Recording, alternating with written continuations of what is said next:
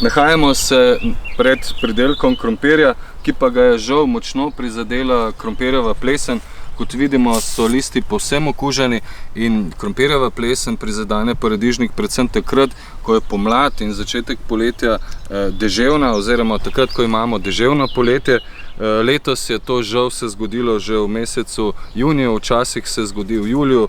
Vidimo zdaj, ko je nekoliko bolj toplo, so seveda se pojavili tudi koloradski hrošči.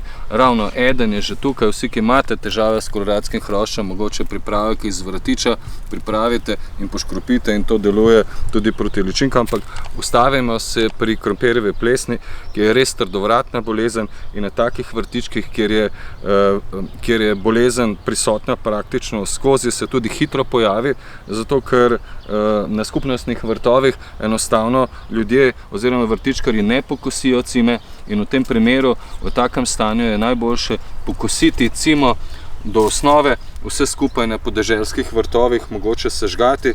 V mestih pa seveda to ne sodi na kompost, ampak samo pospravimo v biološke odpadke in je zadeva rešena. Tukaj enostavno ni nič drugega za narediti. Listi so tovarna hrane in listov praktično ni, tako da tudi gomolji spodaj ne debelijo in pridelek ne bo nič večji, nič boljši, če bomo pustili bolno rastlino na samem vrtu.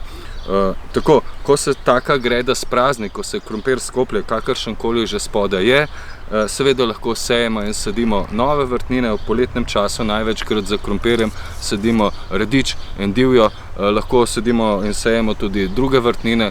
Jaz zelo rad posadim zelje, različne ohrovte. Nasploh, če imamo gredo prazno, lahko za zeleno gnojenje sejemo tudi ajdo. Seveda pa obstajajo tudi številne druge vrtnine, ki jih običajno sejemo v konec junija, začetku julija. Jaz pa predlagam, da se preselimo še na paradižnik in pokažemo, kakšno je stanje na paradižniku in kako plesen s krompirja prihaja na to nam zelo ljubo vrtnino. Tukaj vidimo, da je krompir posajen v neposredni bližini paradižnika, in to vsekakor ni dobro. Ti dve rastlini nista dobri sosedi in pravzaprav vidimo, da se plesen s krompirja prenaša na paradižnik. Tukaj imamo že okužene liste. Na začetnih okužbah so običajno okuženi konica ali pa robovi listov in potem okužba v vlažnem vremenu se hitro širi. Zdaj, kaj je treba narediti? Tak paradižnik se še lahko reši. Seveda je treba vse okužene dele izrezati, kar cele poganke, cele liste stran. V zgornjem delu tukaj je rastlina še v dobri kondiciji, izrežemo ta list. Potem pa, recimo, če nadaljujemo naprej, tukaj vidimo, da imamo že okužbo na steblu, to se tudi pojavlja, in taka rastlina pač v zgornjem delu nad okužbo nima prihodnosti, zato treba izrezati vse do zdravega dela, nekaj centimetrov niže.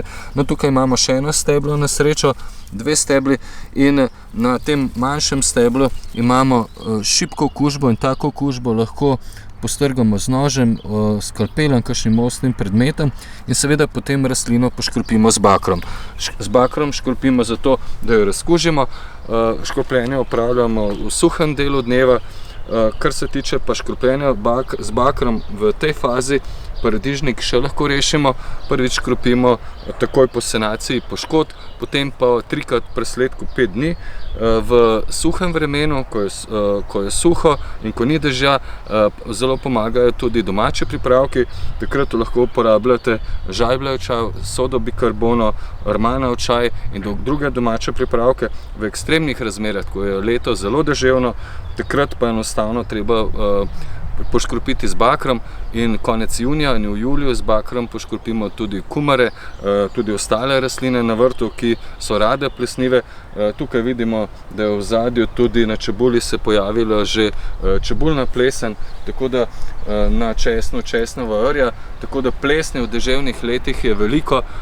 Vse na vas pa je, da te primarne okužbe na paradižniku prepoznate, ustavite in tudi pravočasno ukrepate. Upam, da ohranite zdrav paradižnik. Želim vam lepo vrtnarsko sezono še naprej.